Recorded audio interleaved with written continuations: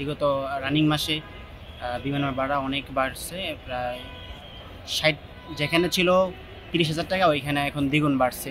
যেমনটা আমরা ধারণা করতে পারি ৬০ থেকে ১,২০,০০০ ভিতরে এরকমটাই আমাদের এখনকার সৌদি এয়ারলাইন্স বা বিমানগুলা নিচ্ছে আর কি। ২ গুণ থেকে ৩ গুণ আরও একটু বেশি ভাড়া নিচ্ছে আর কি। বর্তমানে সৌদি আরবে বিমান ভাড়া অত্যাধিক বেড়েছে।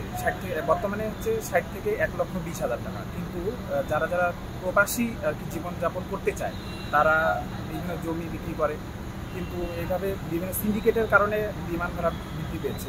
গত ১ মাসে বিমানের ভাড়া ২ থেকে ৩ গুণ বৃদ্ধি পেয়েছে। যারা গ্রামের মানুষ বিদেশে গিয়ে কাজ করতে চায় তাদের পক্ষে খুবই কষ্টকর, তো এই সিন্ডিকেটটা ভাঙতে হবে। গত ১ মাসে বাংলাদেশ এবং সৌদি আরবের বিমান ভাড়া বেড়েছে ২ থেকে ৩ গুণ। যেখানে বাংলাদেশের বিমান ভাড়া ছিল ৩০ থেকে ৬৫,০০০ টাকা, ১ মাসে এসে সেটি বেড়ে দাঁড়িয়েছে ৬০ থেকে ১,২০,০০০ টাকা। ঠিক একই সময় কলকাতা থেকে জেদ্দা পর্যন্ত বিমান ভাড়া ৩০ থেকে ৬৫,০০০ টাকা। বাংলাদেশের প্রবাসীরা যাদের পক্ষে এত টাকা দিয়ে বিমানের টিকিট কেনা প্রায় অসম্ভব। লক্ষাধিক টাকা বেতনে কর্মী নিচ্ছে জাপান। যেতে আগ্রহীরা যোগাযোগ করুন স্ক্রিনে দেয়া নাম্বারে।